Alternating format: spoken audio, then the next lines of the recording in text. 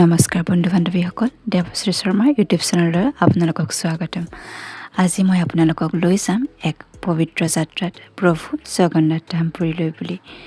বহু দিনৰে পৰা আমাৰ এটা সপোন আছিলে আৰু আজি সেই সপোন পূৰণ হ'বলৈ বুলি কৈ আছে। বলক আজি এই যাত্ৰা আৰম্ভ কৰোঁ। পুৰীলৈ বুলি আমি ট্ৰেইনেৰে যাত্ৰা আৰম্ভ কৰিলোঁ। খাই লৈ এতিয়া ট্ৰেইনৰ অপেক্ষা। বঙাইগাঁৱৰ পৰা ভুৱনেশ্বৰলৈ বুলি আমাৰ 9:45 ট্ৰেইন আছিলে। নলবাৰীৰ পৰা ব্ৰহ্মপুত্ৰ মেইলেৰে আমি বঙাইগাঁৱলৈ বুলি আহিছিলোঁ আৰু বহুত অপেক্ষাৰ অন্তত আমাৰ ট্ৰেইন আহি পালে 11:20 মানত। ট্ৰেইনত উঠাৰ পিছত ৰাতিৰ কথা যিহেতু খোৱাৰ কাৰণে গোটেইখিনি ব্যৱস্থা কৰি লোৱা গ'ল। এয়া পিছদিনা ৰাতিপুৱা। ট্ৰেইনত গুড মৰ্ণিং হৈ গ'ল আমাৰ। গুড মৰ্ণিং শুনা।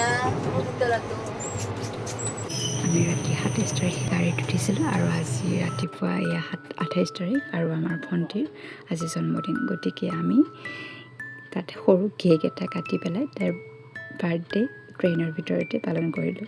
বহুত ভাল লাগিলে। ঘৰতে বনাই অনা বস্তুৰে ৰাতিপুৱা আমি ব্ৰেকফাষ্ট কৰিলোঁ। ট্ৰেইনত বিশেষকৈ এটা কথাই গম পালোঁ যে খোৱা, বহা আৰু খোৱা এই তিনিটাই কাম, তাত বাদে বিশেষ একো নাই। এয়া মালদাহৰ স্পেচিয়েল মিঠাই যি আমি খালোঁ। গোল্লাও দিয়ে আৰু লালমোহনো দিয়ে। খাবলৈ বহুত টেষ্টি হয়।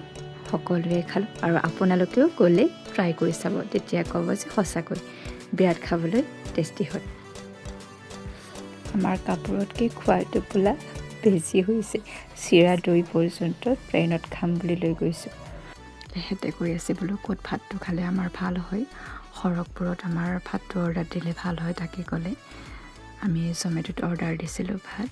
তাৰপিছত ভেজ থালিয়ে লৈছোঁ আমি, যিহেতু ইহঁতেও বেছি মছলা খাব নোৱাৰে। ভাল হৈছিল খাদ্য, আমি তেনেকৈ গোটেইকেইটা খালোঁ। ট্ৰেইনতো আজি আমাৰ দুৰাতিয়ে হ'ল। ইহঁতো বৰ হৈ গৈছিলে। কাইলৈ ৰাতিপুৱাহে পুৰী পামগৈ। অৱশেষত পালোহি আমি ভুৱনেশ্বৰ পুৰী। তাৰপিছত এয়া আমি জগন্নাথপুৰীলৈ বুলি যাত্ৰা কৰিছোঁ। কিবাকৈ ইমান ৰাতিপুৱা কুঁৱলী, বাহিৰৰ ফালে একোৱে দেখা নাপায়। আমাৰ সকলোবোৰৰে টোপনি। মই আছোঁ একমাত্ৰ ভিডিঅ' কৰিবলৈ আৰু সিফালে পংকজ আছে বহি। বাকী সকলোৰে টোপনি। অৱশেষত জগন্নাথপুৰী আমি পাই গ'লোঁ। আহি পেলাই এতিয়া আমাৰ ইয়াত অনুকূল ঠাকুৰৰ মন্দিৰ আছে, তাত আহি সোমাইছোঁহি। তাৰপিছত কেনেকৈ কেতিয়া আমি পাৰোঁ জগন্নাথপুৰী দৰ্শন কৰিব, অলপ ফ্ৰেছ চেছ হৈ লওঁ। ইয়াৰ পৰিৱেশটো দেখাম আপোনালোকে, বিৰাট ধুনীয়া হয় দেখিবলৈকে। তাৰপিছত ইয়াৰ পৰাই সাগৰ দেখা পায়, দেখাই দিওঁ।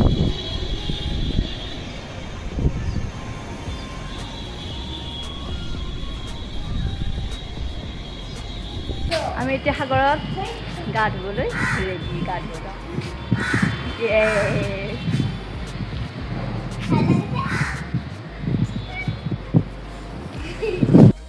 আহক, সাগৰলৈ যোৱাৰ আগত ইয়াৰ ভিতৰৰ অকণমান পৰিৱেশটো দেখাই দিছোঁ।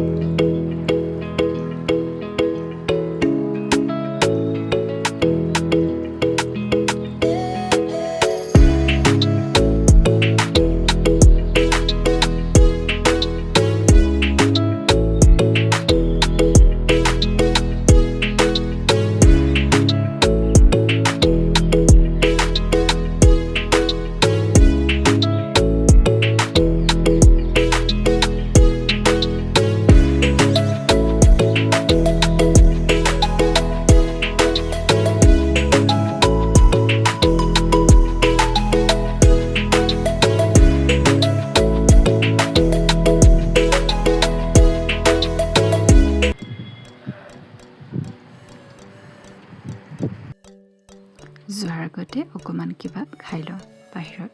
বলক।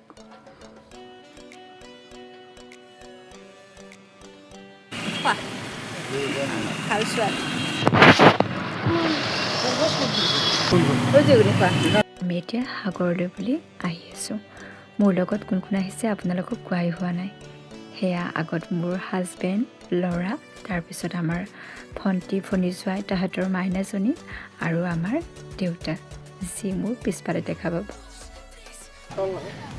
এয়া পাই গ'লোঁ সাগৰ। Wow! Oh my God!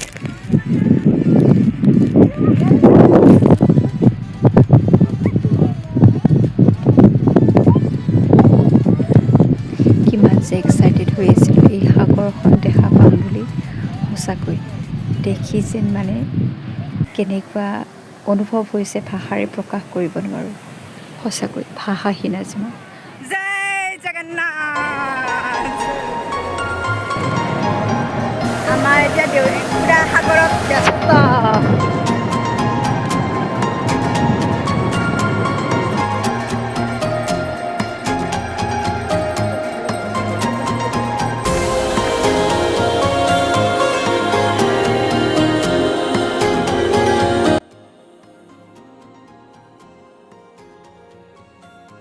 আমাৰ পুতলাজনীৰো বহুত বুদ্ধি। বেলেগ হওক বা নহওক, ডাঙৰকেইটাতকৈ সৰু দুটাই বিৰাট এনজয় কৰিছে।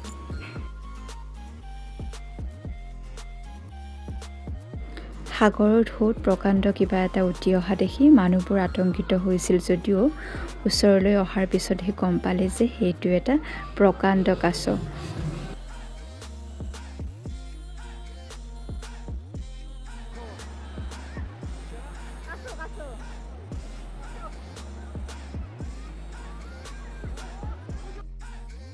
তাৰপিছত মানুহবোৰে কাছটো ধৰিছিল যদিও একো অনিষ্ট নকৰাকৈ আকৌ সাগৰৰ ঢৌতে এৰি দিছিলেগৈ। এয়া জিউমা ককাকৰ লগত আৰু আমাৰ গুণগুণ দেউতাকৰ লগত। মহাক মাহীয়েকে পূৰা ফটো তোলাত ব্যস্ত। এয়া মই আৰু গুণগুণ। গুণগুণ, দেউতাক, তাৰপিছত আমাৰ গুণগুণৰ মহাক, আমাৰ জিউমা অকণমানিজনী, সিহঁতে উটত উঠিলে, বিৰাট ফূৰ্তি পালে। সঁচাকৈ বহুত এনজয় কৰিলোঁ আমি। সঁচাই সাগৰখন দেখিবলৈ বহুত ধুনীয়া। গুণগুণেও বালিৰে ইমান খেলিলে যে সিও যে বিৰাট ফূৰ্তি পাইছে। সাগৰৰ পাৰত খেলিব পাই সি যাবই ইচ্ছা নকৰে।